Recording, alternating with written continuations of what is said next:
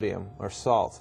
And our diet, the Western diet, is a diet that is high in salt and pretty low in potassium. And you need those to be in an equal balance so your cells can communicate and function properly. And potassium is something we don't eat a lot of. So if you can eat more bananas, the more the better. What about apples? Apple a day keeps the doctor away. Yeah. It's not really good for your business, is it? That's great for my business. My business is about making people healthy.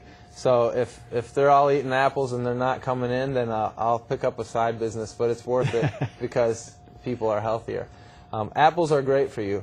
One thing, though, that I want to caution you on is conventional apples you want to be careful of because they're sprayed with so many pesticides and herbicides that if you consume too many conventional apples, you'll accumulate those toxins in your system because the apple's skin is very thin. So any fruit with thin skin, you want to try and buy organic because they really have no barrier to the chemicals that are sprayed on them. It just soaks into the fruit and then into you. Wow. So you want to avoid conventional apples, conventional blueberries, conventional grapes.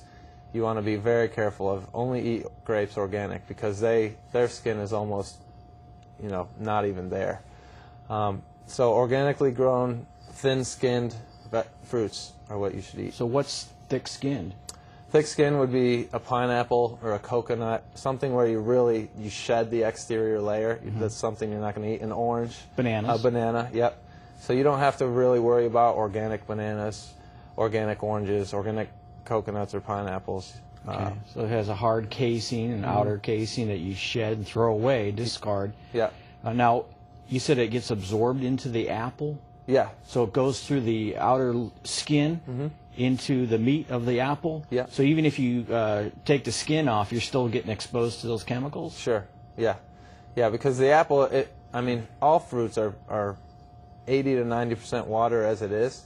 So once it's through that skin, the apple, if you took the skin off, you could almost crush an apple in your hand because it's, mostly water. It's got that fibrous skeleton to it, but it's that easy for us to crush, and just like us crushing it easily, once the chemicals are through that skin, it's basically in water and it can flow right through pretty simply. So you touched on vegetables, you touched on fruits. Now, you mentioned something about grains. Yeah. Could you talk a little bit about grains? Yeah. Grains you want to avoid altogether if possible, or at the very most minimize them, because grains are something that are biologically pretty new to our bodies.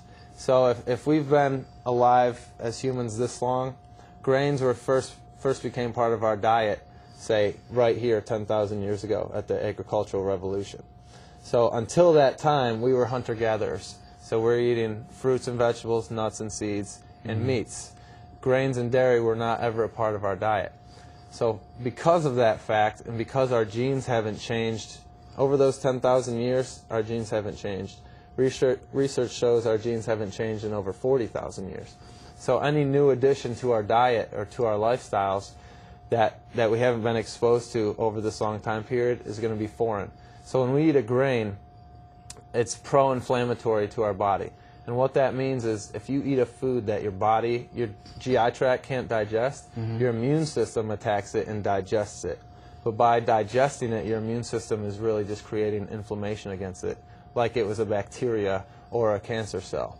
So not only does it create inflammation in your body, but you also get no nutrition out of it because it's being disposed of by your immune system and not utilized by your GI tract.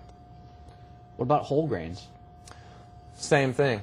Our hunter-gatherer ancestors didn't eat grains. So whole grains, white grains, organic grains, it doesn't matter. A grain's a grain. And whole grains, if you're going to pick an organic whole grain, that's a better option. But across the board, it's still foreign to us. So that's why you see this explosion of food allergies, gluten sensitivity, whey and casein sensitivity in the dairy group. That's because grains and dairy have proteins that are foreign and too big for our bodies to digest. Wow, that's interesting. I never knew that. I always thought whole grain was was what, you know, they always preach out there, that it's healthy for you and it's good for your body. Yeah, there's yeah, there's some things that are taught out there that aren't necessarily true. So that's why I say take accountability, and that accountability doesn't only mean select the right foods, but also take it upon yourself to educate yourself, and don't listen to me even. I want you to be challenged by me to go look it up and prove it to yourself, because if you're listening to me, you don't know me from the grain and dairy lobby, you know. So we could all be searching for our own common interests. So go seek out your common interest, which is your health, and prove to yourself why you should eat this, this, and this, and not this and this. What about nuts? And what kind of nuts are good for you? Nuts in general are pretty good for you across the board, except for peanuts. And peanuts, the reason peanuts are not good for you is because there's a fungus that grows on peanuts that produces a toxin called aflatoxin. And that aflatoxin is carcinogenic, or pro-cancer. So if you're eating peanuts, okay, what if I eat organic peanuts? The organic peanuts have the fungus growing on them. So you're eating a fungus producing a cancerous chemical to your body. Okay, well, what if I eat a conventional peanut that's been sprayed and chlorinated? Well, you're not getting the fungus and the pro-cancer chemical, but you're eating chlorine and pesticides and fungicides. So either way, you're getting a chemical that is stressful to your body, and your body responds to stress the same way. And that's with inflammation and increased stress hormones, which is never good for you over the long haul. But as far as almonds are great. Cashews are great. Brazil nuts are great. Walnuts, hazelnuts. All those nuts are great for you. If you're going to eat a lot of them, I would go with the raw, unsalted version, because again, we already have enough salt in our diets. We don't need to be piling down handfuls of it with our nuts too. I keep hearing that all the time about we have too much salt in our diet, but we don't have enough potassium. But when we're outside in the heat, in the summertime especially, and we sweat a lot, don't we lose a lot of salt? You do, but across the board, the amount you'll lose on one sweaty day versus what you'll probably consume on that sweaty day, if you're out, you know, say you're out on the patio cooking out with your friends, playing Frisbee, you're sweating, and the salt you're losing pales in comparison to the potato chips you're eating, to the sodas you're drinking, to the dips you're consuming. So everything we're eating, all the processed packaged foods, are very, very high in salt. And the recommendation for salt is about 1 gram to 1.5 grams a day, I believe. Don't quote me on that, look that up. But it's definitely not 2 grams. And It's nothing. Right. And I promise you, on average, most people are eating over 2 grams a day. So boost the potassium and cut down the salt. And one way to do that is to eat from nature. The closer to nature you're eating, and the farther away you're getting from man-made or packaged or chemical, the healthier it's going to be. So frozen foods aren't good, huh?